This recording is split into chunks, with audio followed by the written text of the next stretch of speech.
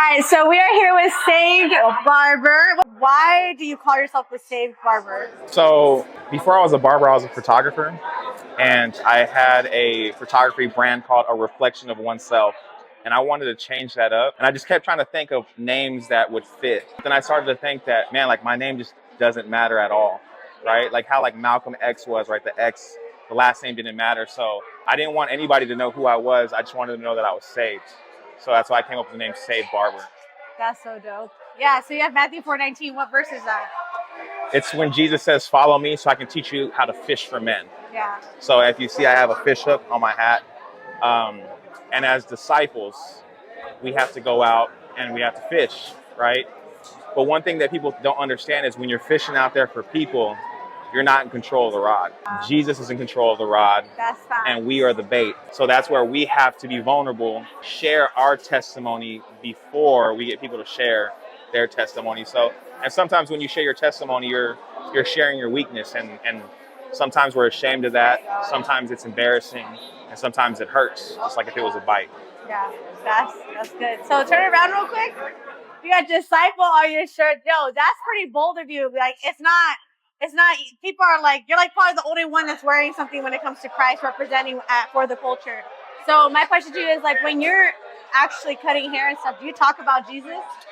Talking about Jesus, that's my ministry, is the chair, you know. So one of the reasons why I wanted to be a barber was I got tired of people telling me in the workplace that I can't talk about Jesus, you know, and the fact that Jesus saved my life, I didn't want to hide that, right? So I started thinking about like, what could I do where I could talk about politics, where I could talk about, you know, religion, you know, where I didn't have to worry about how long my beard was or covering up my tattoos. So cutting hair was the only option for me, right? And I use my chair as my ministry. Do you plant seeds when you talk to people? Or you just... I do more than that. If you think I'm bold at barber shows, I'm way more bold with my clients in my chair. Has there been conversions on that chair? 100%.